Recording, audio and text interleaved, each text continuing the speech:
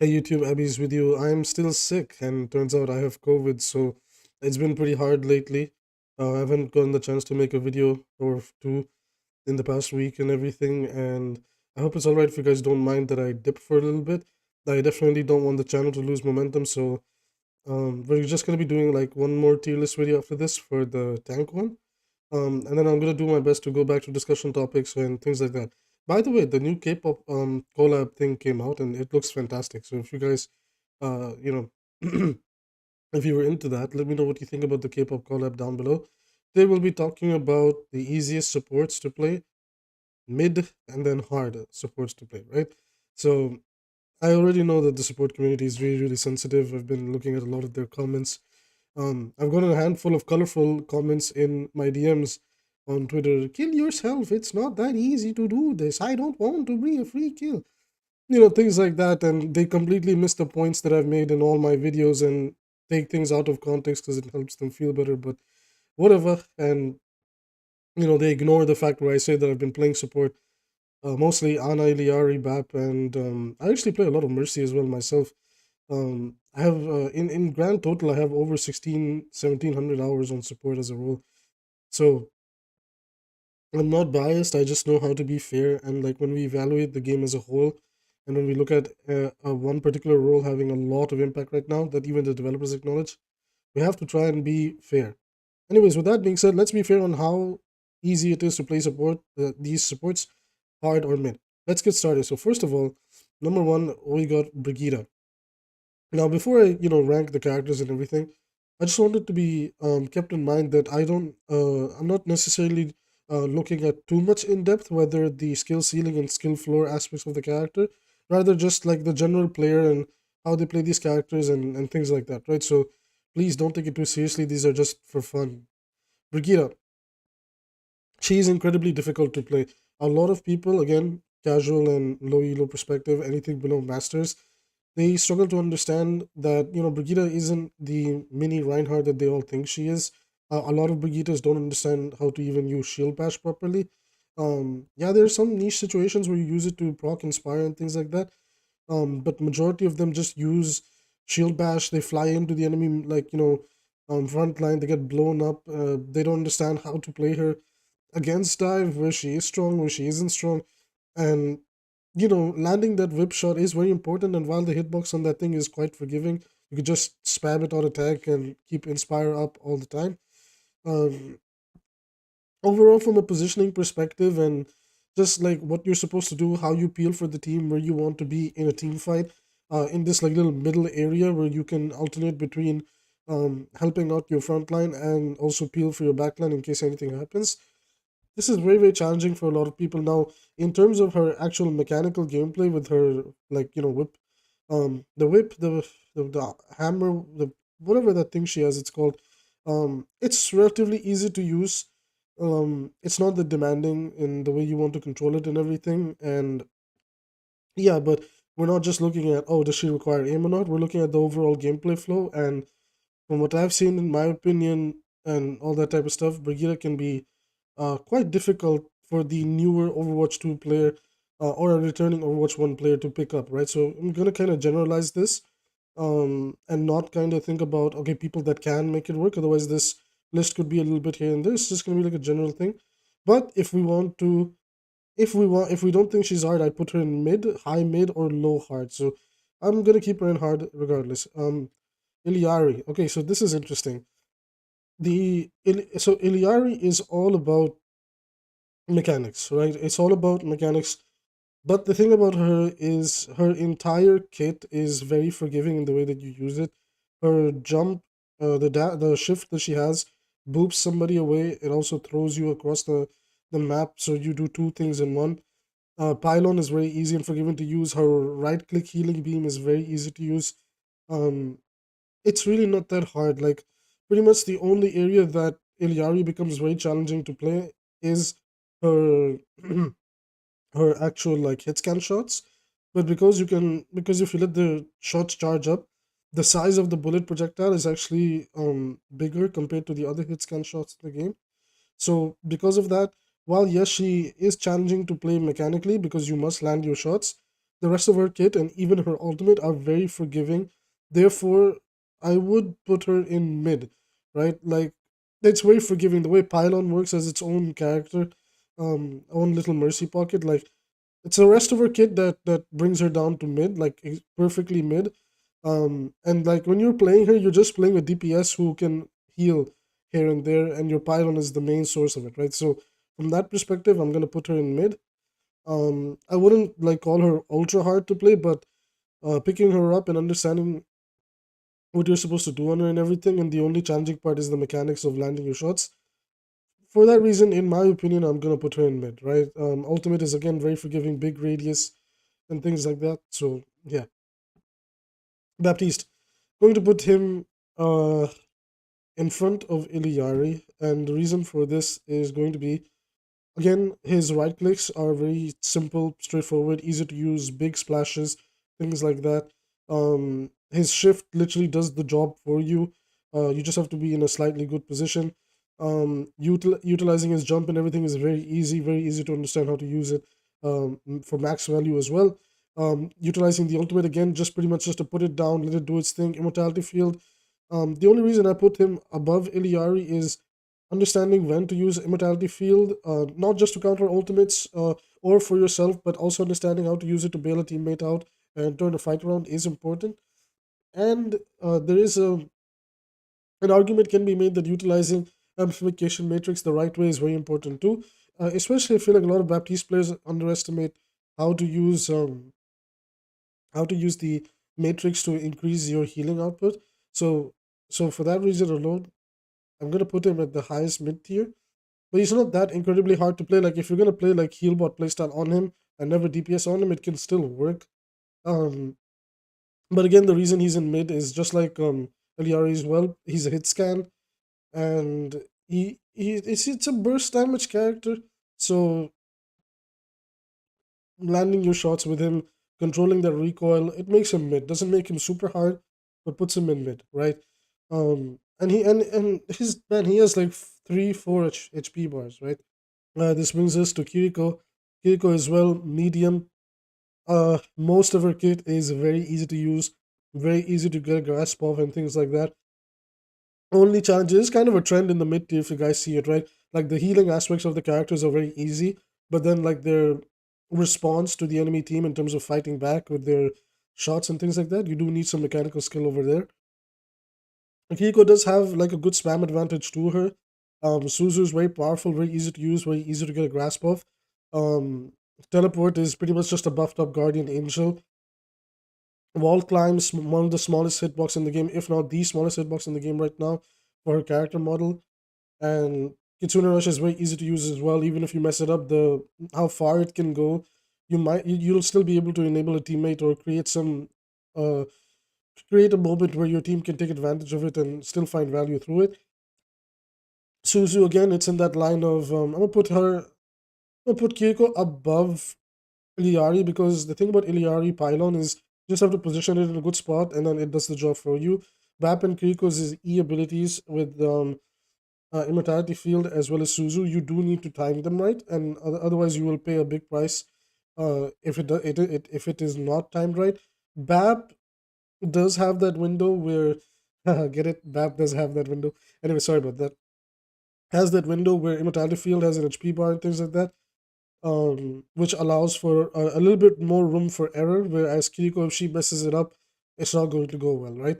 So Kiriko, like her entire kit except for the kunai, very easy to get a grasp of. Kunai part is very challenging, and Kiriko's that understand how to use it to duel with it and how to utilize the flank playstyle and swap between that. That's what makes it mid. Not too easy or easy to play, and not too hard to play, but definitely has like a challenging aspect to it. I mean that for all of the characters in mid right now, right? Lifeweaver. I really like Lifeweaver, but I cannot deny that Lifeweaver is very easy to play. I wouldn't necessarily call him the easiest character in Overwatch, but the character is unbelievably simple, straightforward. That the second you pick him up, everything clicks in your head. Like, oh, I put a petal platform down, I go up, I can take a high ground, I can alternate between this stuff. There's the double petal combo where you could put a platform down, then use it, then put another petal, then go even higher, and then like There's a lot of that type of stuff. And honestly, understanding how to use the pull, which is probably the skill expression for most Lifeweaver players, in how they can bail their teammates out.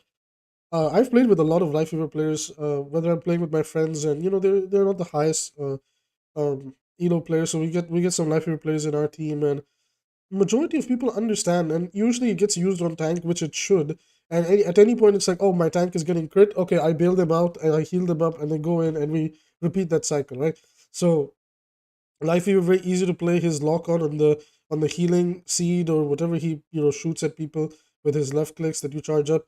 Very easy to use. Not that mechanically demanding. His right click, the thorn volley. When you now, if you're actually using it to do poke damage, which you shouldn't, um, optimally speaking, it should be used like in these like more closed rooms and things like that.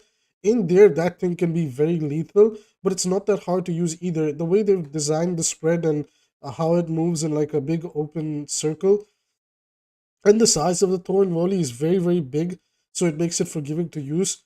Um, it's really not that hard to play and pick him up. Even the way you use tree, really simple, straightforward ultimate. It's basically like a budget. It's not inspire. What is Brigitte's ultimate called? Rally, right? It's basically like I would argue that at the moment it's the better rally for different reasons and purposes, but very simple and straightforward to use. If you're attacking, you put it up to the point where you want to move to, so you can force a fight over there, and the enemy is like confused and getting out sustained. And then if you're defending, you obviously play around with it on the point that you want to defend, anywhere in that general spot. And yeah, so getting the hang of Lifeweaver and everything's very easy. He's a very chill character, very very fun to play. Um, yeah, honestly, he's a great heal bot. And he enables his team in unique ways. I really like his design, and I hope to see more of that going forward. Lucio is very hard to play, right? I'm gonna finish up like some choices, and then we'll talk about it, right? Zenyatta is going to be. Oh, this is very interesting. Actually, I don't know where to put Zen. I'm kind of thinking mid, but at the same time, I'm thinking hard. Or either Zen is at the top of mid. Actually, like if we could have like a middle point of hard and mid, Zen would be like just there. I don't know. Where would you guys put Zen? I actually don't know. Like for now, we'll put him at the bottom of that. Okay, Moira is easier than Lifeweaver. That's not even a debate. Okay, Mercy is going to be mid, and I'll explain why in a little bit.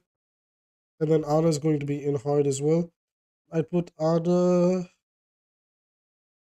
Oh, this is interesting. I put Ana above Brig, but Brig can be a little bit more forgiving against the comps that she's strong against. So then Lucio's harder to play in that regard.